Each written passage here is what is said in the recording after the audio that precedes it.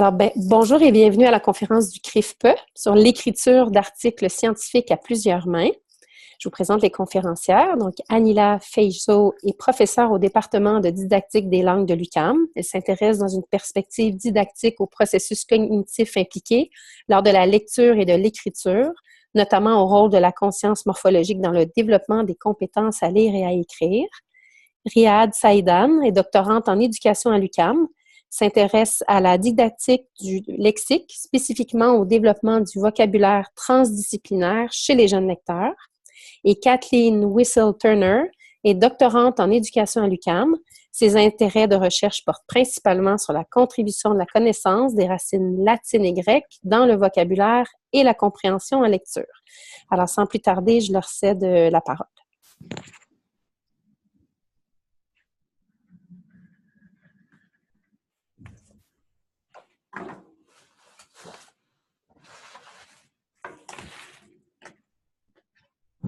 Bonjour, moi c'est Anila. Alors, je vais commencer l'atelier par vous présenter un petit peu le plan de présentation que nous avons pensé de partager avec vous aujourd'hui. Tout d'abord, nous avons le goût de partager un petit peu le contexte de la tâche d'écriture qui nous a poussé à partager l'expérience avec vous.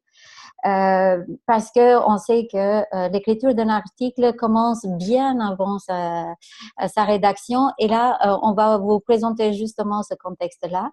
Par la suite, nous allons décrire la démarche de planification, une étape importante dans la rédaction d'un article scientifique.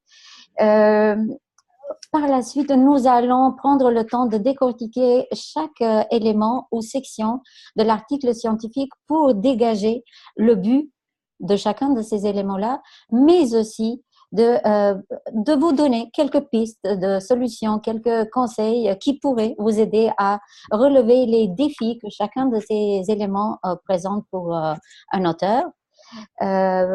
Nous allons enchaîner avec la révision de l'article, cette étape qui suit et qui est indispensable pour peaufiner, pour polir la forme et le contenu de l'article. Et on termine la démarche avec la soumission de l'article. Par contre, on va clore notre atelier avec les apprentissages réalisés à travers cette expérience collaborative d'écriture à trois mains. C'est un article et bien sûr, on va vous mettre en bibliographie toutes les ressources qui nous ont permis de monter cet atelier. Alors, commençons par le contexte de la tâche. Comme je vous ai dit, cet article est commencé ou bien date de plus tôt que 2017, où c'était le moment où on est assise à trois pour le rédiger. Il commence en 2014 où on a eu la subvention du Fonds de recherche québécois pour cette recherche et on a collecté les données. Pendant 2 ans, on a pris le temps d'analyser, de faire la collecte de données, de les analyser et de présenter premièrement les résultats à travers 2 communications scientifiques, une en français à l'ACFAS et une en anglais au congrès de Scientific Studies of Reading.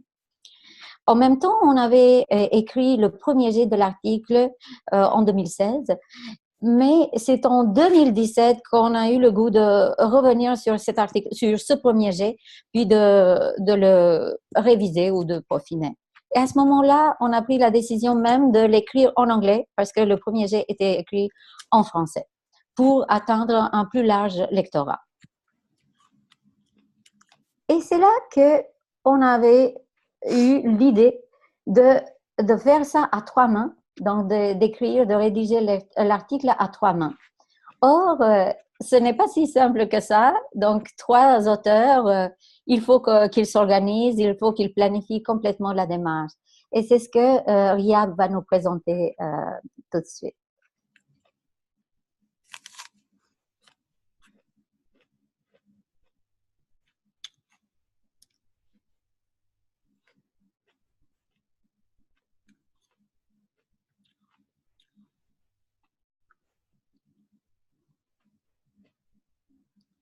Alors, bonjour à tous. Donc, je vais vous présenter l'étape de planification. Euh, donc, c'est une étape vraiment qui est très, très essentielle lorsqu'on vous dit, ben, on aimerait bien que vous collaboriez à l'écriture d'un article scientifique. C'est l'étape qui permet d'établir la démarche à suivre tout au long du processus d'écriture. Ben, tout d'abord, ce que je vous conseille de faire, c'est de commencer par ouvrir un dossier de partage, que ce soit dans Dropbox ou dans Google Drive ou d'autres logiciels. Nous, on avait utilisé Dropbox. Ce qu'on avait fait, c'est que on y a inséré un article modèle. Qu'est-ce qu'un article modèle? C'est un article donc qui était en lien direct avec le problème de recherche, mais aussi qui était pour nous un article donc qui était écrit avec une grande rigueur scientifique. Donc, c'était vraiment un article modèle. On avait aussi... Aimerais-tu présenter le diapo en même temps?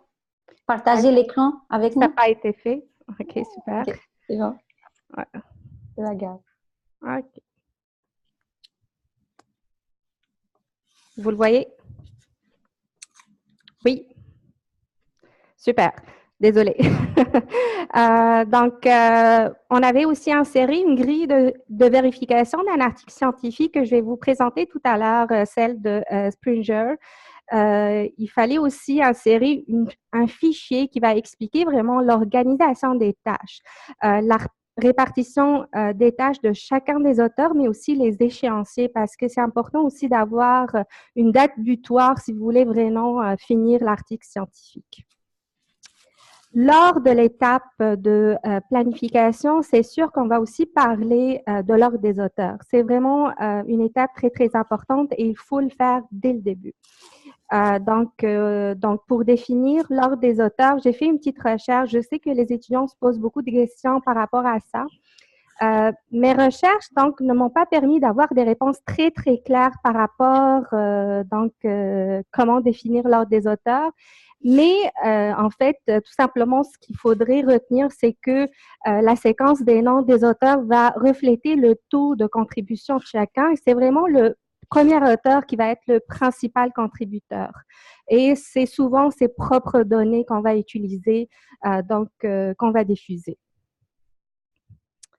Étant donné que, comme Anila tout à l'heure vous a expliqué qu'il y avait une première version de l'article qui a été écrite bien avant, donc en 2016, donc on devait absolument actualiser l'article. C'était entre autres mon travail comme deuxième auteur, c'est d'aller recenser les articles qui datent de 2017-2018. Vous savez que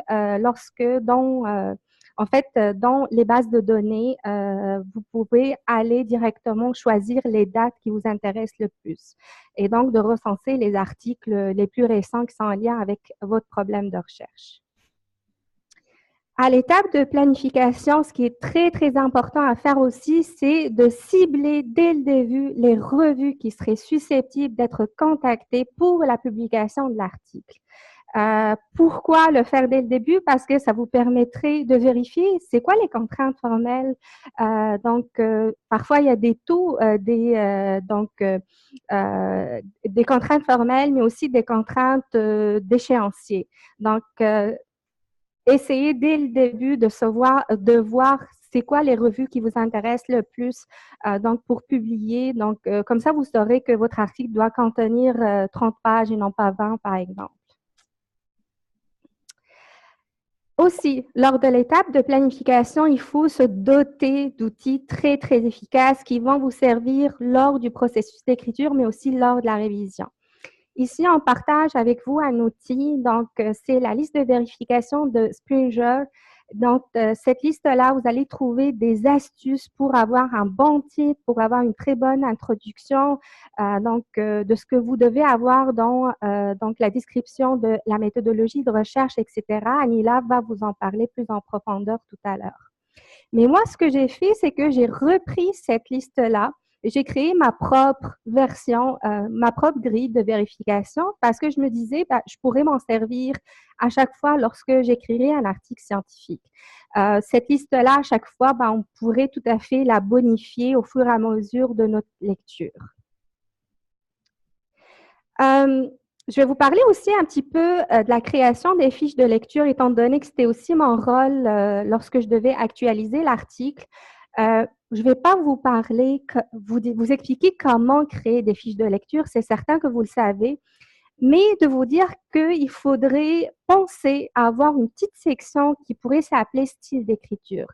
Cette section-là, qu'est-ce que vous allez mettre dedans? Vous allez vous inspirer des auteurs. Vous allez mettre, par exemple, des structures de textes, de phrases, de sections qui vous paraissent comme d'une grande qualité et qui vous permettraient donc d'améliorer la qualité de votre article. Ça peut être des phrases clés, ça peut être des formules de phrases que vous pouvez utiliser dans différents articles à la fois. Donc, si aussi, je vais vous partager un outil donc très, très intéressant qui pourrait utiliser lorsque vous allez écrire un article en anglais. C'est l'Academic Phrase Bank de Morley. C'est vraiment un bijou parce que, en fait, vous allez trouver une banque de phrases donc, qui vont vous aider dans la rédaction et entre autres donc, par exemple, si vous voulez, par exemple, établir l'importance de votre sujet de recherche, ben, vous avez une liste de phrases par rapport à ça pour introduire les études antérieures. Vous avez une autre liste. Là, je vous donne quelques exemples, mais en fait, il y a des listes de phrases pour chaque thématique. Si vous voulez aussi introduire votre question de recherche, parler de la méthodologie, donc vous avez des phrases introductives pour ça. C'est vraiment un outil vraiment très, très précieux qu'il faudrait avoir et ça permettrait d'éviter, entre autres, ce fameux syndrome de la page blanche. J'ai essayé aussi de chercher des outils en français et là, je n'ai pas trouvé un outil qui serait aussi intéressant que celui de Phrasebank de Morley, mais il existe quand même des listes de lexiques scientifiques transdisciplinaires. En fait, plus récemment, les linguistes s'intéressent beaucoup au vocabulaire qu'on utilise dans le discours scientifique. Je vous présente entre autres la liste de tutins que vous allez trouver dans les références en bas du PowerPoint. Dans cette liste-là, il y a par exemple une liste de colocation transdisciplinaire. Pourquoi aller chercher cette liste-là? Parce que ça vous éviterait par exemple des erreurs du type les résultats affirment et c'est en fait des erreurs que font les locuteurs natifs tout autant que les locuteurs non natifs tout autant que les locuteurs natifs. Donc, dans cette liste-là, vous pouvez tout simplement aller chercher donc les co-currents les co-currents ou collocatifs qui pourraient aller avec le mot résultat. Vous allez peut-être me dire qu'il y a Antidote qui pourrait vous aider, mais en fait, Antidote, il faudrait faire attention parce qu'il est fait à partir d'un corpus qui n'est pas scientifique, mais qui est littéraire. Mais les corpus, par exemple, celui de Tutin, il a été fait à partir de 2 millions de mots. Et ces mots-là sont des mots qu'on va trouver dans des revues scientifiques, dans des articles scientifiques, des thèses de doctorat, des rapports de recherche, etc. Donc, c'est vraiment ces collocations qu'il faudrait aller chercher. J'ai terminé avec ma partie, donc par rapport à l'étape de planification. Je vais laisser maintenant la parole à Anila pour vous parler plus en profondeur de l'étape de rédaction.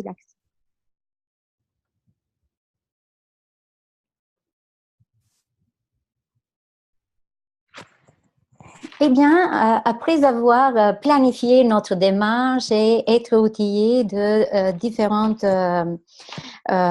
différents outils efficaces que Riyad vient de décrire, il fallait se mettre à écrire.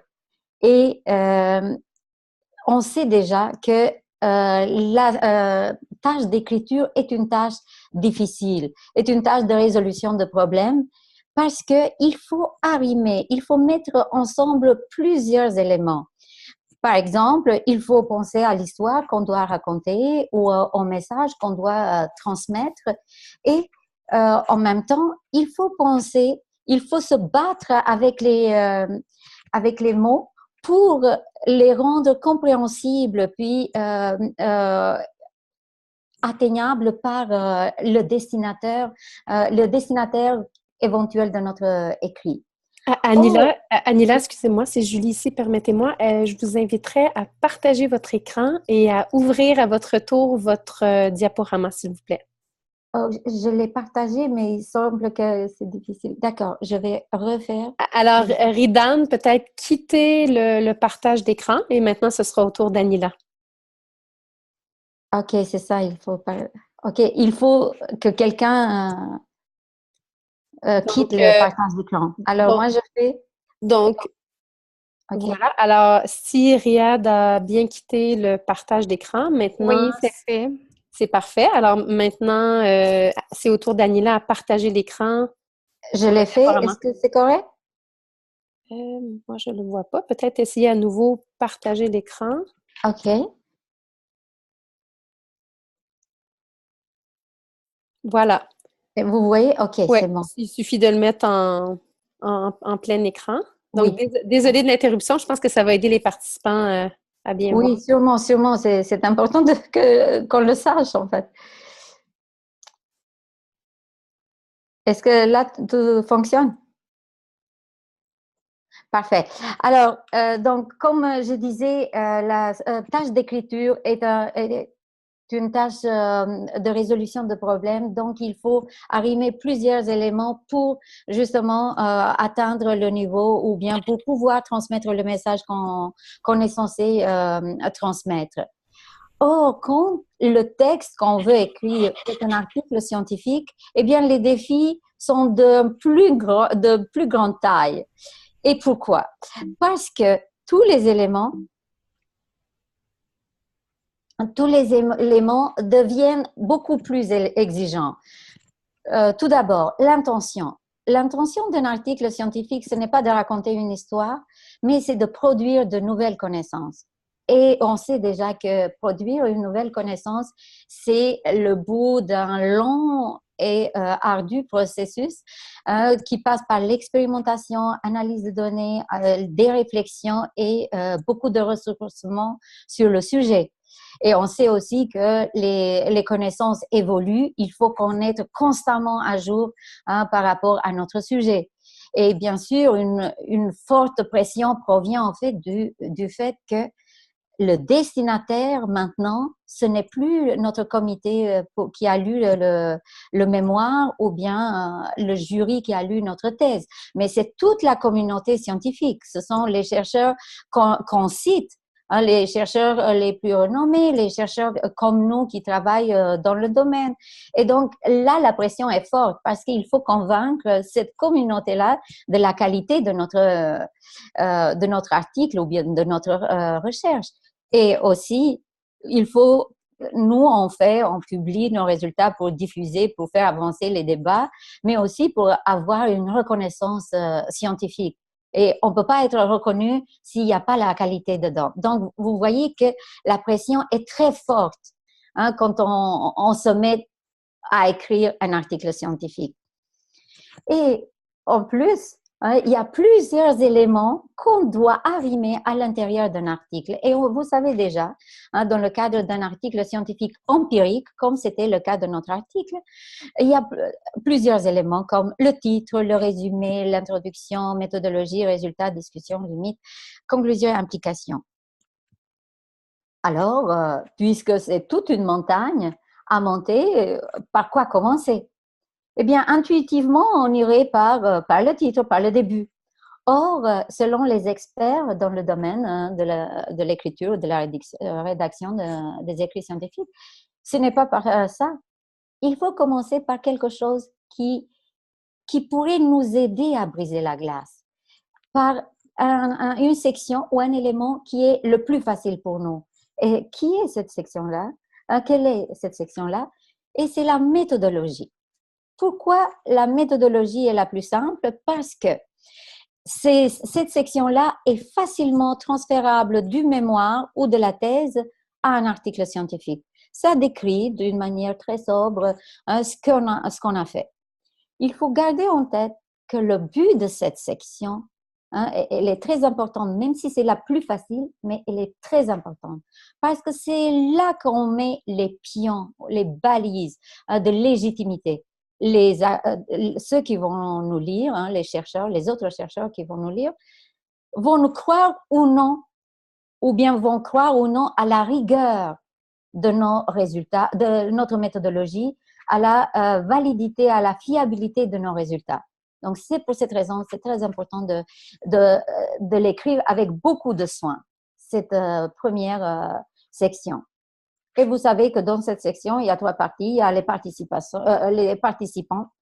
C'est facile, vous savez déjà, on doit écrire le nombre, l'âge, la langue, le milieu socio-économique, la localisation des fois, comme dans l'exemple que vous voyez ici.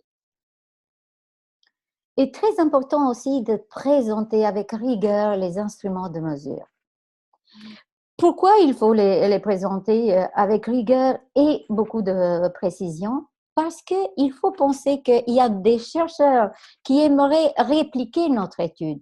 Et il faut qu'ils aient assez d'informations, assez de détails pour qu'ils puissent le faire. Donc, c'est pour cette raison, quand on décrit nos instruments de mesure, il faut penser à d'autres chercheurs qui nous lisent. Et voici un exemple comment on peut procéder, comment on peut présenter un instrument de mesure. Question d'écriture maintenant. Pour faciliter la lecture à travers cette section-là, c'est important de faire des sous-titres. Et les sous-titres pourraient être participants, mesures et procédures. Et quand on décrit les instruments de mesure, il faut penser de le décrire de la part, du point de vue du participant. Pourquoi? Parce que ça permet à d'autres de voir comment les participants se sont sentis quand ils avaient à remplir ou à passer un test.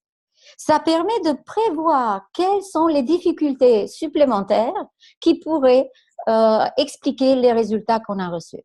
Donc, très important de penser à cette forme de présentation. Aussi, comme je disais, quand on veut donner plus de détails aux chercheurs qui veulent produire notre recherche ou répliquer notre recherche, eh bien, ce serait très intelligent de donner la référence du test dans le cas des tests standardisés. Là où les lecteurs pourraient aller chercher plus d'informations sur les tests utilisés.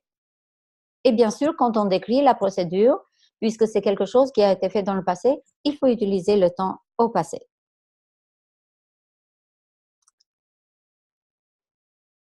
Après avoir présenté les instruments de mesure, on enchaîne facilement avec les résultats. Les résultats est la pierre angulaire non seulement de l'étude, parce que c'est elle qui permet ou bien qui donne une légitimité à la découverte qu'on pourra faire, à la naissance d'une nouvelle théorie ou tout simplement à la confirmation d'études similaires dans le domaine. Mais pour l'article, c'est la pierre angulaire parce que toutes les autres sections de l'article vont en dépendre. C'est cette section-là qui va orienter les choix qu'on va faire dans l'introduction, dans la discussion et dans la conclusion. Comment? Eh bien, nous, on a fait une collecte de données, puis on se trouve devant un festin de données. Mais ces données-là ne viennent pas nous dire exactement et puis directement, voici la nouvelle connaissance. C'est à nous de découvrir la nouvelle connaissance. C'est à nous de voir à travers ces résultats-là, qu'est-ce qui se dégage, quelles sont les tendances, quels sont les modèles qu'on pourrait en dégager. Et ça ne se fait pas avec une simple analyse. Il faut faire et refaire des analyses. À ce sujet-là, il faut aimer un petit peu les statistiques quand il s'agit d'une recherche quantitative. Parce que des fois, on a des idées, on est en train d'écrire les résultats, puis on a des idées, puis on veut essayer une nouvelle idée, puis là, on y va sur SPSS ou bien sur Excel, puis on essaie l'analyse, puis on revient. Et donc, on ajoute ou on supprime des analyses selon qu'on voit se pointer une idée, une hypothèse à travers nos résultats. Et c'est pour cette raison qu'il faut prévoir du temps, il ne faut pas se lasser à explorer donc cette richesse de résultats pour en dégager quelque chose de pur. Et on vous a mis ici le cristal. Pensez au résultat comme un diamant pur et qu'on doit couper selon les angles qui permettent le mieux de dégager la nouvelle connaissance. Et ce qui nous a amené dans notre cas, c'est qu'on a eu 4 versions d'analyse des résultats. On les agençait d'une façon, puis après, on se posait des questions, on discutait, on revenait, on faisait d'autres analyses, on ajoutait, on revenait à nos questions de recherche et ainsi de suite. Donc, beaucoup de va-et-vient pour aller chercher l'angle ou les angles qui pourraient permettre de mieux ou bien de rendre justice à ce qu'on a devant nous. Et question d'écriture, on commence toujours par les résultats les plus importants en lien avec les questions ou les objectifs de recherche. Est-ce que les résultats confirment ou infirment nos hypothèses? On commence par ça. Et pour faciliter aussi, parce que c'est quand même une section aride avec beaucoup de chiffres, ce serait bien aussi de se servir des sous-titres, toujours en lien avec les questions et les objectifs de recherche, pour diviser les résultats, la présentation. Des fois, on aime les diagrammes, puis revenir sur ce qu'on a présenté dans les tableaux. Des fois, ça devient redondant. Alors, il faut éviter les redondances. Il faut que ce soit quelque chose de concis. Il ne faut pas que le lecteur retrouve sur votre texte ce qu'il peut voir déjà tout seul dans les tableaux ou dans les diagrammes. Ce que vous pouvez faire, c'est d'aller chercher des liens entre les résultats qui ne sont pas évidents. Et c'est là que vous aidez le lecteur. Et aussi, quand on présente les résultats, dans notre tête, on est prêt à faire les liens directement avec nos modèles théoriques ou bien avec les études similaires et on veut dire que ça corrobore les études de tel ou tel. Ce n'est pas la place. Il faut se retenir. Laissez ça pour la section suivante, la discussion. Donc, encore une fois, à ne pas faire ces erreurs-là. Une fois qu'on a choisi l'angle de vue de présenter nos résultats, qu'on a écrit un premier jet de notre section des résultats, on est prêt à attaquer l'introduction. Pourquoi on est prêt là? Parce que, comme on avait dit, ce sont les résultats qui permettent de nous orienter dans le choix des cadres théoriques, des modèles, des théories qui permettent d'expliquer ces résultats-là. Parce que le but de l'introduction demeure de préparer le lecteur à comprendre nos résultats. Et quand on fait le choix de ces théories-là, il y a aussi d'autres contraintes. Tout d'abord, il faut être objectif. Si on veut faire avancer un débat, on ne peut pas présenter juste un seul point de vue. Il faut présenter tous les points de vue qui sont présents dans le débat.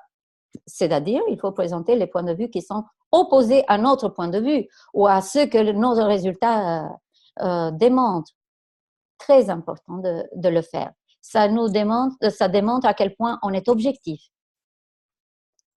Deuxièmement, il faut qu'on soit constamment à l'affût des nouvelles connaissances. Il faut qu'on soit à la page. Il faut qu'on soit à jour avec le débat qu'on veut faire avancer. Et dans ce sens, il faut recenser des études qui datent de plus ou moins 10 ans. Et surtout des études qui sont pertinentes pour notre recherche.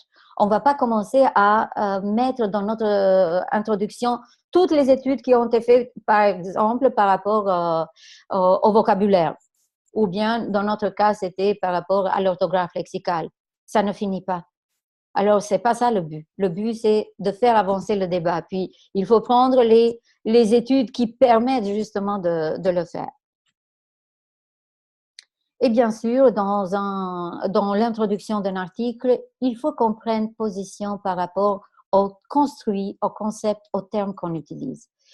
il est très rare d'avoir une seule définition pour un terme ou un concept. Cela nous impose, comme auteurs, de prendre une position, de dire qu'est-ce que nous, on comprend par rapport à ce terme-là. À quoi nous nous référons quand on l'utilise. Ça a un rapport aussi avec le choix qu'on a fait des instruments de mesure. Si nous, on avait choisi un instrument de mesure qui correspond à une définition que nous n'avons pas retenue, il y a une incohérence. Et cette incohérence-là, ça va être facilement visible pour les évaluateurs de l'article. Donc, très important d'assurer cette cohérence-là. Et on termine l'introduction avec notre question de recherche ou bien objectif de recherche. Et encore une fois, je reviens sur le fait que nos résultats orientent les choix qu'on a faits. Eh bien, notre question de recherche ou objectif de recherche pourrait ne pas être celui ou celle du début. Au début, quand on a fait le projet de recherche, on avait une question, une hypothèse en tête, mais les résultats nous ont orientés vers une autre hypothèse, peut-être beaucoup plus articulée. Mais allons-y avec cette nouvelle question, avec ce nouvel objectif. Question d'écriture maintenant de cette section-là. Le but, c'est d'attirer le lecteur. Mais on peut le rebuter facilement si on commence avec le jargon, si on commence avec nos concepts qui sont assez complexes. Alors, très important de commencer par intégrer le lecteur progressivement dans notre cadre théorique. Et pour le faire, il faut commencer par parler de personnes. Par exemple, on vous a donné ici un exemple. À partir de 9 ans, les enfants rencontrent lors de leur lecture beaucoup de mots nouveaux. En fait, ça, c'est tout lecteur, peu importe ses connaissances, est capable de lire, puis d'être intrigué. OK, vers quoi on s'en va? Alors qu'on peut le rebuter si on commence par les morphèmes, c'est-à-dire la racine, le préfixe et le suffixe. Là, c'est difficile. Donc, toujours penser à attirer le lecteur.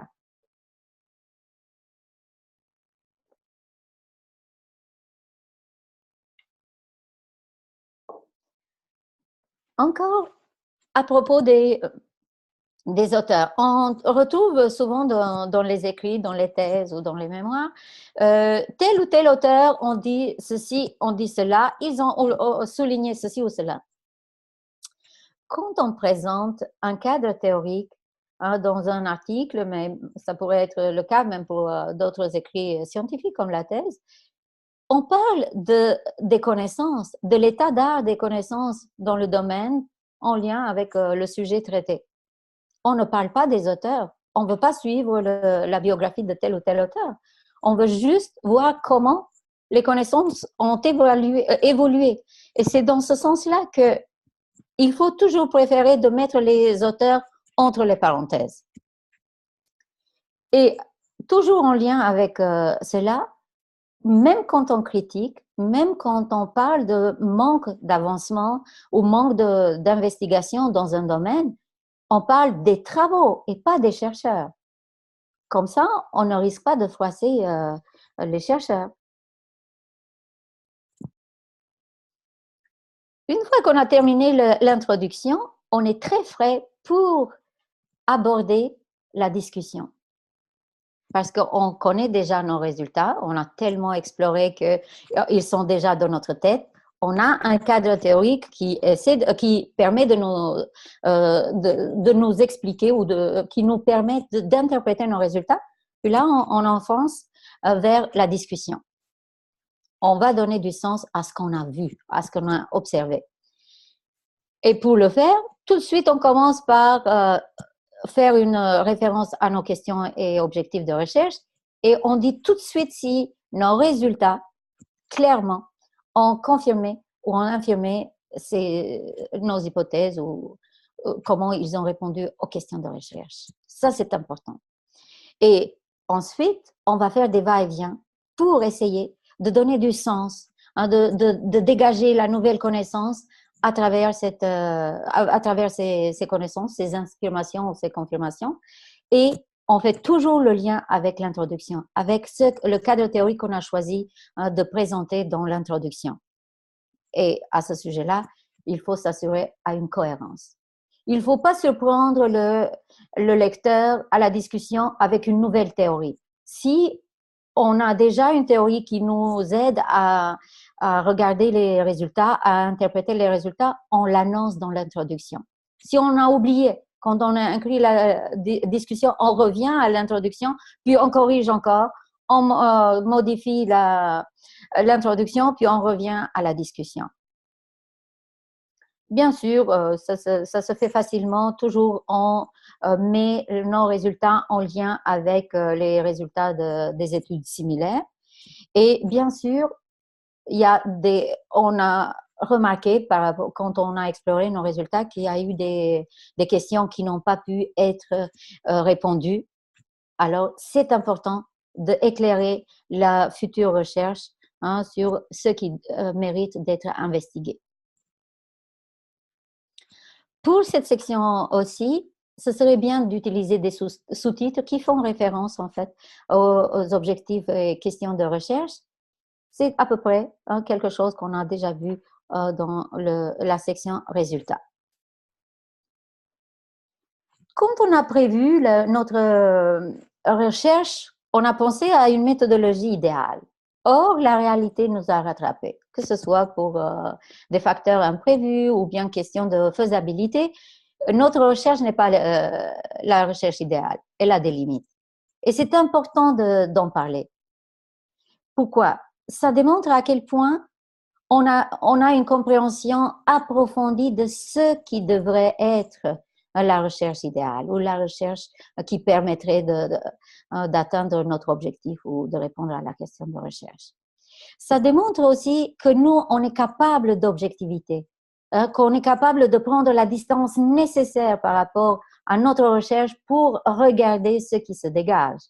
Et aussi, c'est important d'en parler pour informer la future recherche, de prendre les précautions nécessaires pour éviter ces limites-là. Par exemple, dans notre cas, nous avons remarqué qu'on n'avait pas contrôlé la fréquence des mots qui faisaient partie du test de lecture.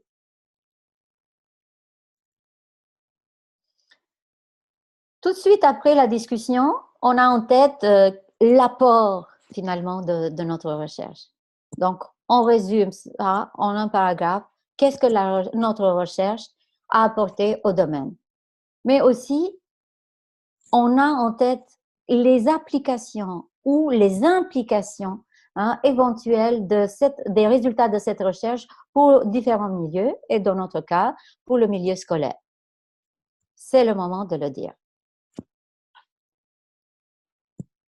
Et on termine notre étape de rédaction ou bien notre processus de rédaction avec ce qui intuitivement devait être en premier, le titre, le résumé et les mots-clés.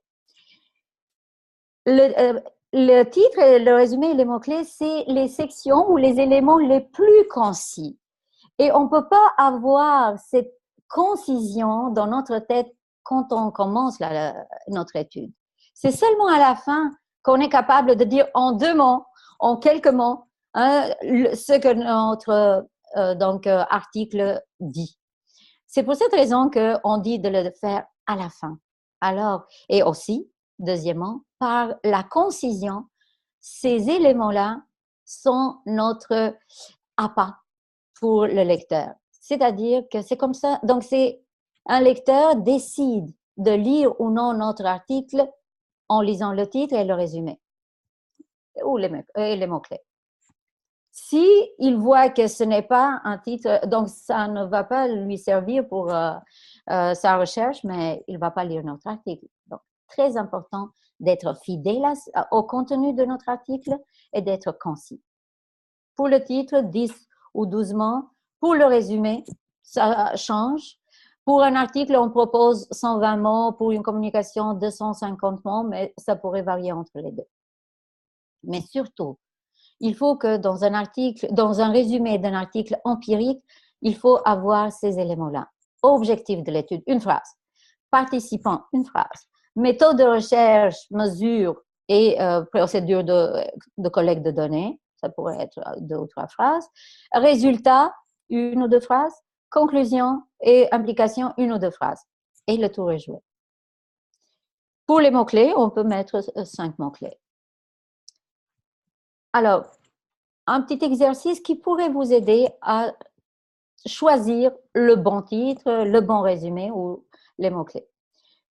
Proposez ou écrivez plusieurs jets du titre, du résumé et proposez ça soit au co-auteur, soit à des collègues qui sont dans le domaine et vous dire, donc eux, ils peuvent vous dire lequel préférer. Par exemple, dans notre cas, on avait 3 titres, puis j'ai choisi le deuxième. On a fait le tour maintenant de l'étape de la rédaction. Or, cette étape-là n'est pas celle qui nous envoie, qui nous propulse vers la soumission. Il y a une étape beaucoup plus importante à faire avant qu'on aille à la soumission. Et c'est l'étape de la révision que Kathleen va nous décrire. Tout à fait. Donc, je vais vous partager l'écran.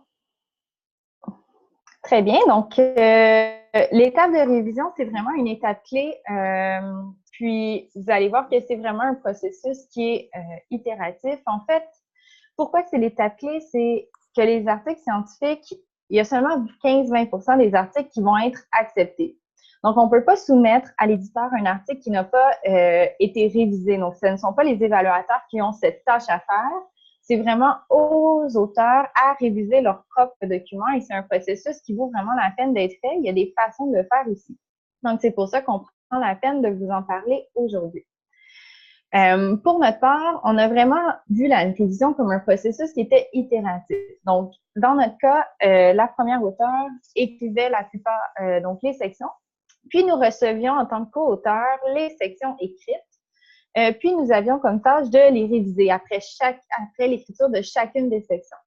Donc, nous avions comme tâche de les commenter, modifier, réviser. On changeait parfois des structures, on apportait des commentaires, des suggestions dans l'écrit. Puis, par la suite, ce qui était très intéressant, c'est de se réunir à 3 pour pouvoir en discuter. Donc, parfois, on n'avait pas nécessairement la même vision, on avait des commentaires qui étaient qui allaient dans différents sens, évidemment, puisqu'on peut aborder un article scientifique de différentes façons aussi. Donc, c'est intéressant d'en discuter en équipe, puis de pouvoir faire ressortir les pour et les contre, de quelle façon on va présenter cette section-là, à quel endroit dans le texte pour que ça ait le plus d'impact et pour que l'article, en fait, soit le meilleur possible. Donc, nous, ce qui a rendu la révision vraiment plus riche, c'est le fait de pouvoir en discuter.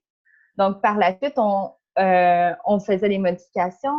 La première auteure, Mme Anila, repartait avec ces modifications-là. On retravaillait l'article.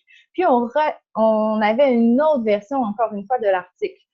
Puis, même si on avait déjà relu pour la 3e, 4e fois, 5e fois le même paragraphe, on le relisait à nouveau. Donc, c'est intéressant de prendre la chance de pouvoir réviser encore une fois les sections. Puis, on peut aussi arrimer les différentes sections entre elles à ce moment-là. On a aussi fait affaire, en fait, comme on vous l'avait dit, on a rédigé en anglais. On n'est pas anglophone. Par contre, les lectures sur notre sujet se font en anglais, donc c'est toujours mieux d'écrire soi-même en anglais. On est connaisseur de notre sujet. Par contre, pour ce qui est de la syntaxe, on fait de notre mieux, bien entendu. Il y a des outils qui nous aident, comme Ria vous a présenté tout à l'heure. Mais on a fait affaire avec une réviseure linguistique à la toute fin, lorsque l'article était monté, pour qu'elle puisse nous donner son avis sur notre structure en anglais pour qu'elle corresponde vraiment aux écrits scientifiques. Donc, on n'écrit pas en anglais de la même façon lorsqu'on écrit un article scientifique ou une histoire. Par la suite, un autre élément qui est vraiment à considérer dans l'étape de révision, ce sont les normes de présentation. Puis, c'est pas banal parce qu'une revue pourrait refuser un article simplement parce qu'elle ne respecte pas les normes de présentation. Donc, ce serait vraiment dommage d'être refusé pour une raison aussi banale, alors que probablement le contenu de l'article pourrait être très, très, très pertinent. Il y a des exigences de présentation qui sont données par la revue qui est ciblée. Par exemple, il y a des revues qui vont limiter le nombre de pages. Certains vont donner un nombre limite de mots, d'autres de caractères. Donc, c'est vraiment intéressant avant de commencer à écrire, comme Pierre l'avait dit, d'aller vérifier ça parce que, en fait, c'est beaucoup plus facile de rajouter que de couper. Donc, on est mieux tout de suite de savoir combien de pages on doit écrire. Aussi, il y a des revues qui sont vraiment très précises et qui veulent, par exemple, qu'on ajuste l'épaisseur du trait dans les tableaux à une certaine épaisseur pour que ça se voit bien lors de l'impression. Donc, il faut, pour avoir le moins de travail à faire, en fait, on le fait au fur et à mesure en écrivant l'article. Donc, comme ça, à la fin, on n'a pas à tout gérer. Mais il faut être au courant de ces éléments-là. Certaines revues aussi vont nous dire de référer aux tailles des faits dans les résultats d'une certaine façon, alors que d'autres laissent un petit peu plus le champ libre. Donc, il faut vraiment aller voir les exigences de la revue. Et tout n'est pas écrit, donc. Lorsque ce n'est pas écrit, on se réfère dans ce cas-là au guide APA, les normes APA en anglais. Donc, vous trouverez les références à la fin, en bibliographie commentée. En fait, en ce moment, c'est la 6e édition qui est en vigueur, donc il faut s'y référer. Et ça peut arriver aussi qu'il y ait une ambiguïté ou une contradiction entre les normes APA et les exigences de la revue. Ça nous est arrivé. Donc, en lisant les normes APA et les exigences, je me suis rendu compte, par exemple, que sur la première feuille de notre manuscrit, la revue nous indiquait qu'il fallait que ce soit anonyme. Donc, on n'écrivait pas le nom des auteurs, alors que les normes APA nous indiquent de le faire.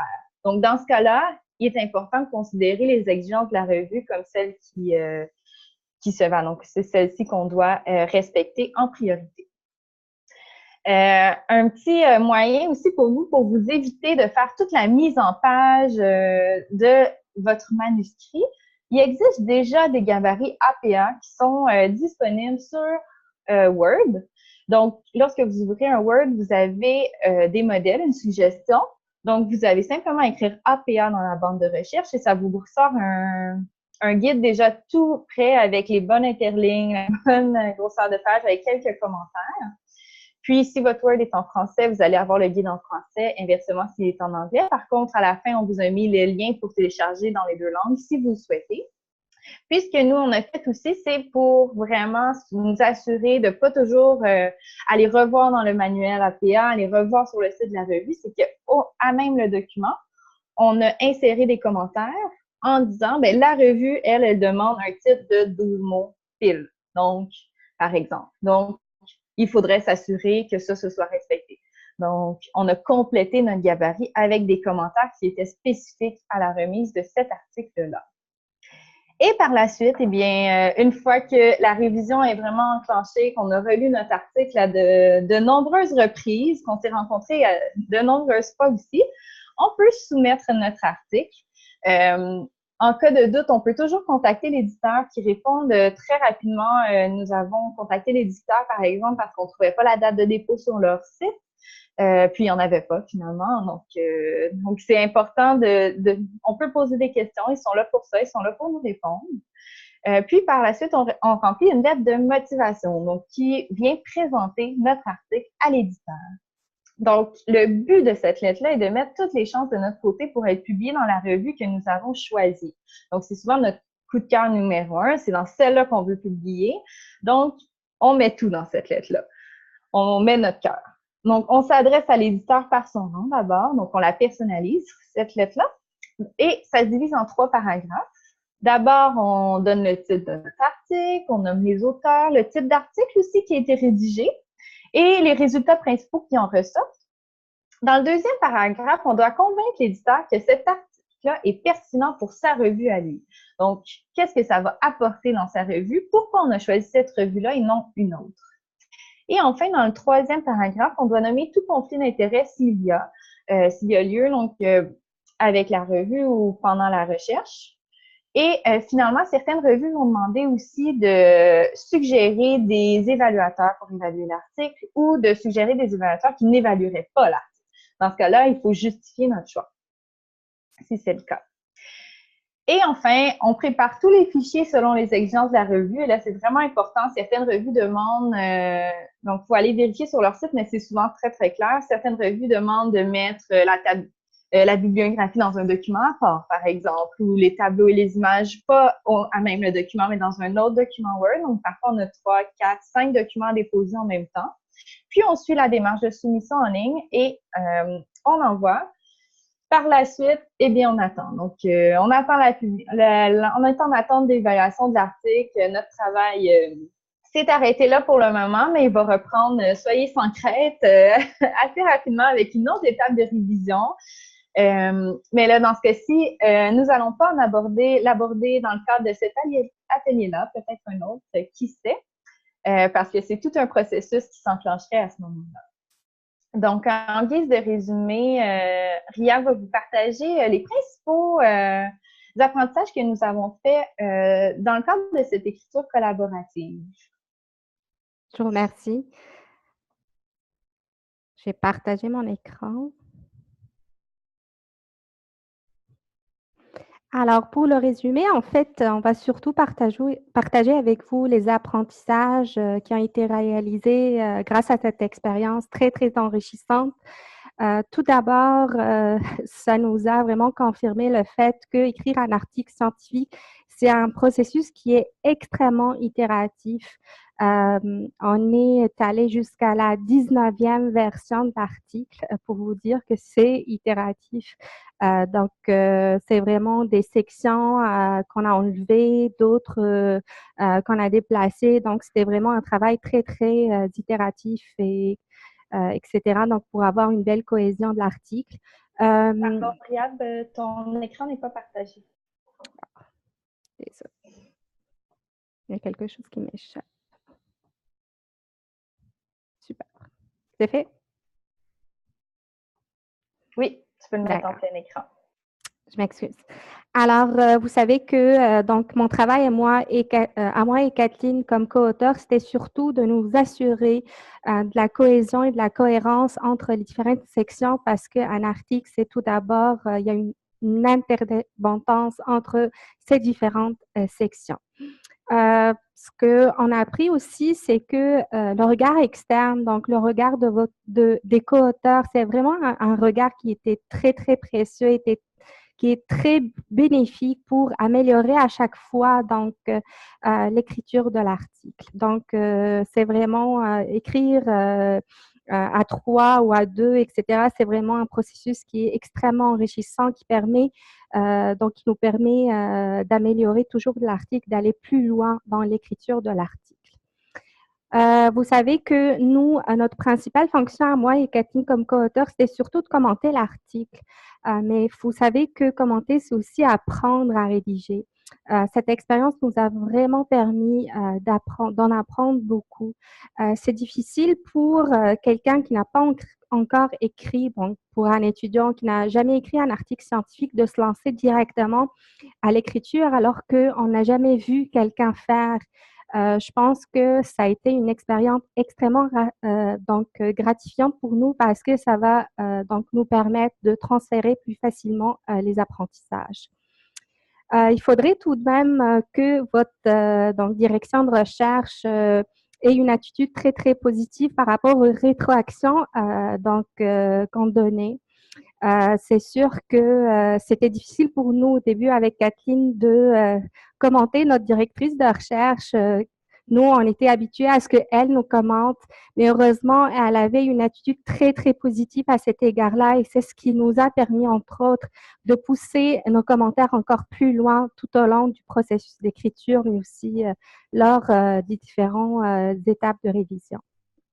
Vous savez aussi que Anila nous disait toujours, moi aussi j'ai beaucoup appris grâce à vous parce que en fait, elle prenait les commentaires et ça lui permettait vraiment d'aller plus loin dans son article, dans son article, donc d'aller plus loin encore que par rapport à la première version qui a été donnée, on était vraiment à une version très, très, très, très bonifiée, à la version numéro 19, bien sûr. Donc, c'est à peu près c'est ce que je voulais dire par rapport au résumé. Je vais finir par juste vous présenter brièvement la bibliographie à noter. Vous allez trouver donc toutes les références, les outils qu'on vous a présentés lors de cet atelier. Vous allez puiser là-dedans, allez chercher les outils qui vous intéressent le plus pour écrire vos articles scientifiques. Et on vous remercie beaucoup pour votre écoute. Alors, ici Julie du CRIFPE. Donc, pour les participants qui se seraient peut-être joints à la conférence un peu après 13 heures, alors l'idée pour cette période d'échange et de questions serait d'utiliser le mode conversé. Donc, si vous regardez au bas de la fenêtre de Zoom, le mode conversé, donc en clavardage. Donc, je vous invite à écrire vos questions que je pourrai relayer aux conférencières animatrices. Bon, si toutefois votre question était plus longue ou plus complexe, vous pourriez aussi y aller par micro, étant entendu que la présente conférence est enregistrée et devrait être diffusée ultérieurement. Alors, peut-être le temps que vous indiquiez vos questions en mode clavardage, au nom du CRIFPE et des participants, je veux vous remercier, mais on pourra le refaire aussi à la fin. Alors, commentaires, questions, échanges. Attendons. Pour le moment, je ne vois rien dans la fenêtre conversée. Vous êtes les bienvenus à faire part de vos commentaires.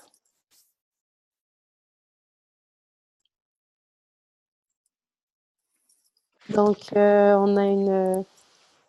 En attendant les questions, j'ai le goût de dire tout simplement que j'espère qu'à travers cet atelier, on a donné le goût d'entamer cette démarche, cette belle aventure qu'est l'écriture de l'article scientifique. Alors, il y a Madame Anne Nadeau, participante, qui nous indique « Merci pour ce partage. Les références et les trucs donnés nous sont particulièrement utiles. »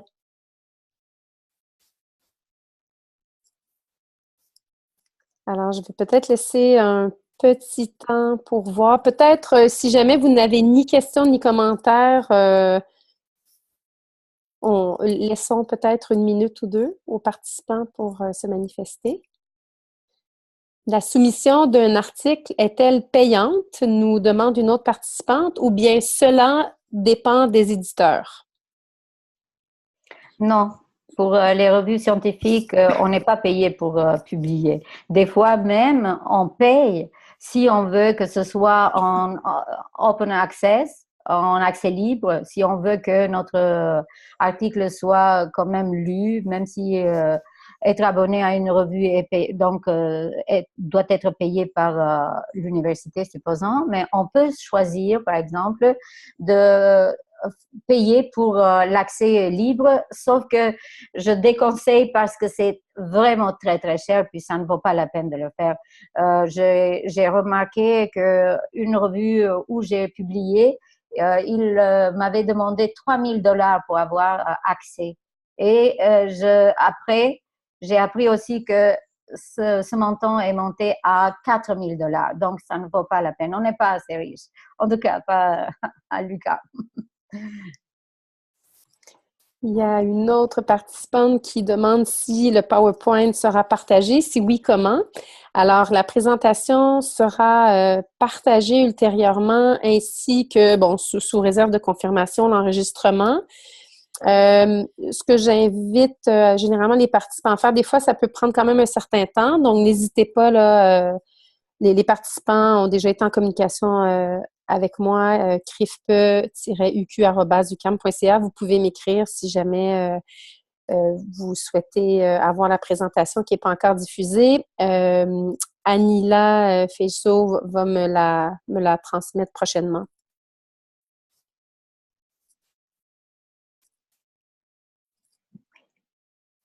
Oui, on en a d'autres projets.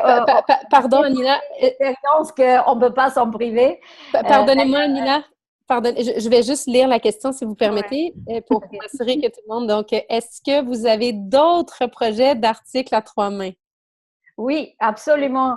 Comme je disais, on a tellement aimé l'expérience qu'on ne peut pas s'en priver. Les filles, Riab a parlé un peu de ses apprentissages à elle, mais et moi, quand j'ai commencé, quand je les ai invitées, c'était dans le but de les former.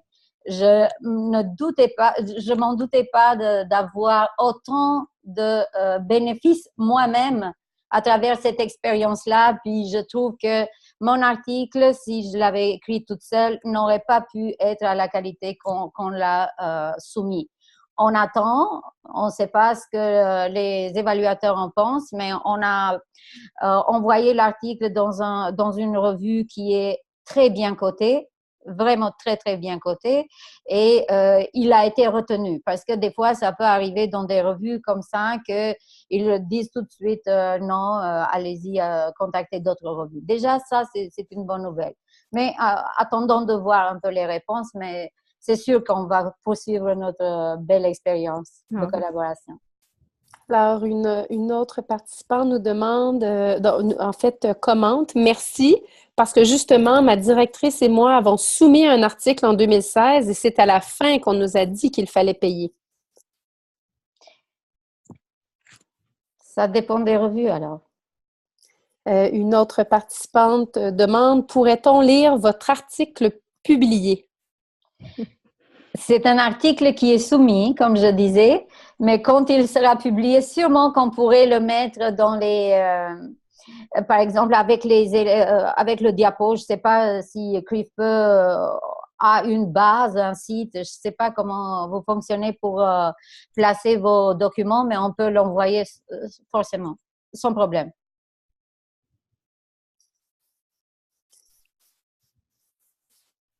Est-ce qu'il y a D'ailleurs, la référence de l'article se trouve à la fin du diaporama, mais pour l'instant, c'est ce titre-là. Peut-être qu'il y aura des changements, comme je vous dis, avec la post-révision, donc post-évaluation, peut-être, mais pour l'instant, il y a la référence provisoire qui est disponible.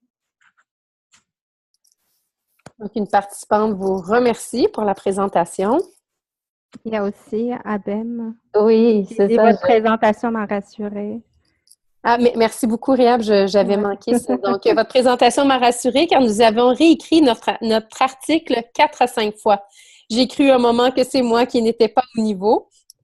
Pas du tout. Non, non. C'est surtout l'apprentissage qu'on s'est fait avec Kathleen parce qu'on se disait, ben, c'est comme ça. Donc, c'est comme ça que ça se fait parce que nous, on écrit notre thèse ou notre mémoire, mais à chaque fois, on réécrit, on refait les choses, mais on se dit, ben, c'est parce qu'on n'est pas bon. Et qu'à un moment donné, on va écrire notre article d'un coup et ça va être magique. Mais c'est pas du tout le cas, je te rassure. Même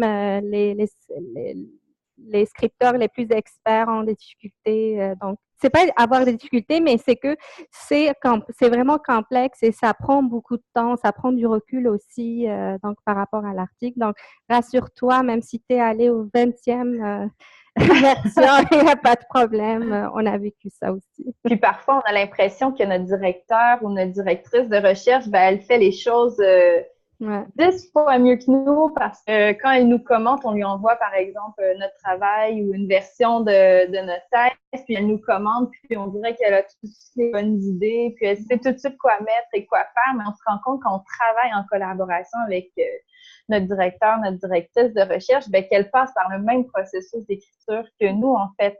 Puis je pense que c'est ça qui est riche si vous avez la chance de travailler avec quelqu'un aussi pour rédiger, que vous allez voir que c'est pas parce que vous êtes étudiant que vous passez par que vous êtes les seuls à passer par ce processus-là. On y passe tout.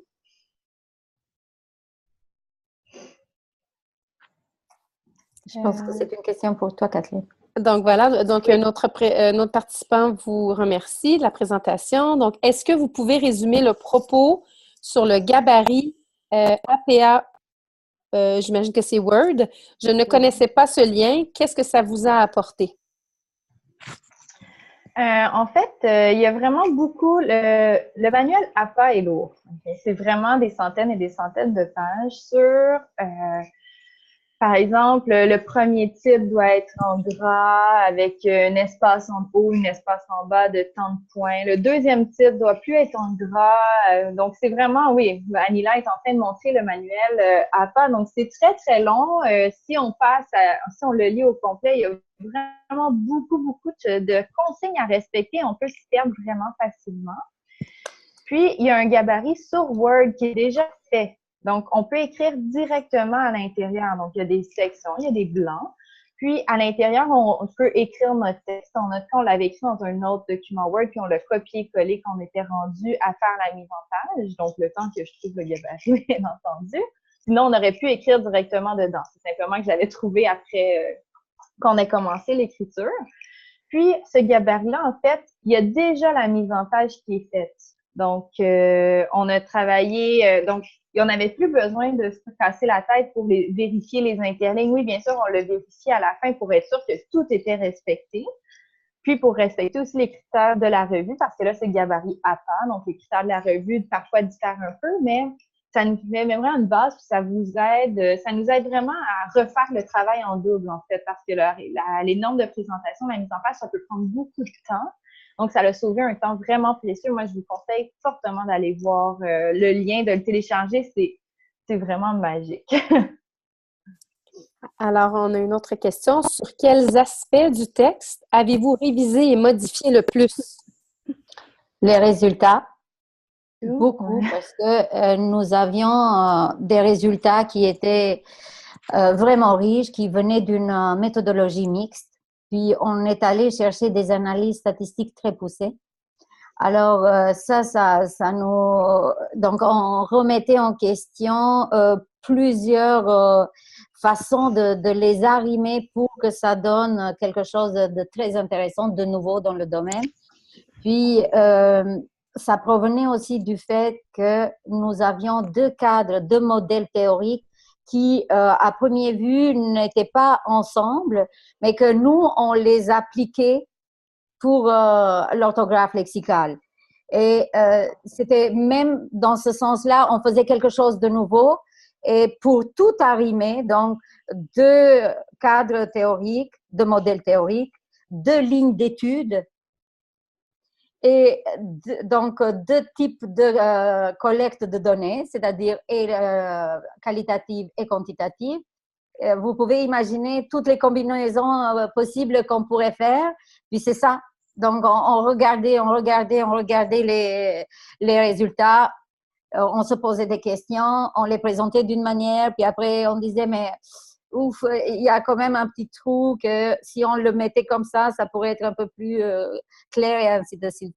Donc, c'est les deux sections que je dirais qui ont pris plus de temps. Parce que la discussion après, c'était un peu plus simple vu qu'on avait mis les balises correctement par rapport aux résultats et au cadre théorique. Puis après, la discussion, c'est de les mettre ensemble. Et donc, c'était déjà retravaillé avant d'aller à la discussion.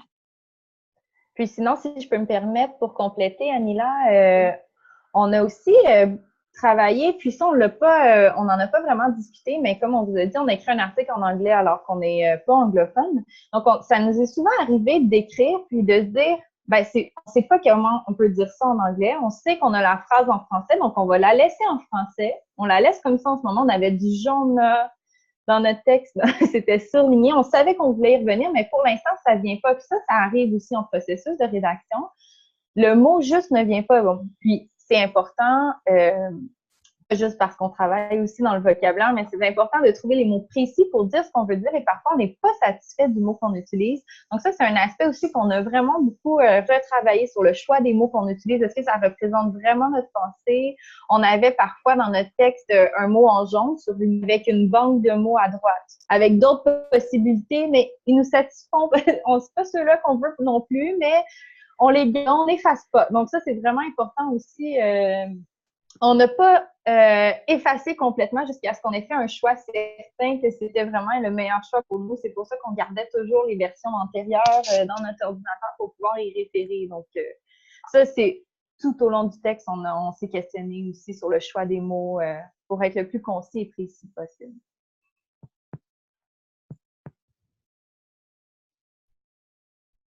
Alors, je ne sais pas si les participants ont d'autres commentaires ou questions ou si les conférencières animatrices, vous souhaitez ajouter quelque chose? Tout simplement, ce que je voulais dire, ce que j'ai dit tantôt, on espère qu'on vous a donné le goût de commencer, de vous lancer dans cette belle aventure. Parce que quand même, c'est une excellente aventure. Non seulement parce qu'en bout de la ligne, il y aura une reconnaissance scientifique, mais ça nous apprend aussi sur nous-mêmes. Jusqu'où sont mes limites d'accepter le regard de l'autre. Ça, c'est des apprentissages. Ça prend beaucoup d'humilité, hein.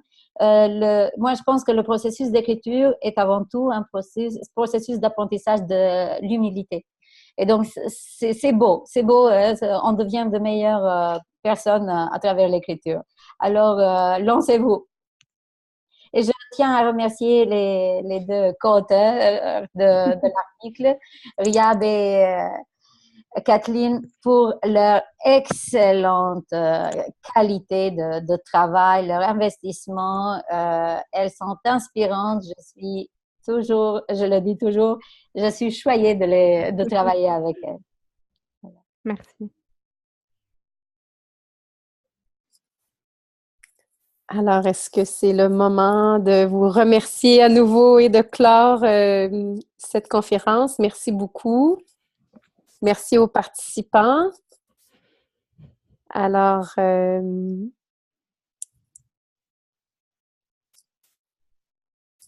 ne vois pas d'autres commentaires. Alors, je pense que c'est la vraie fin. Alors, merci beaucoup au nom du CRIFPE et des participants.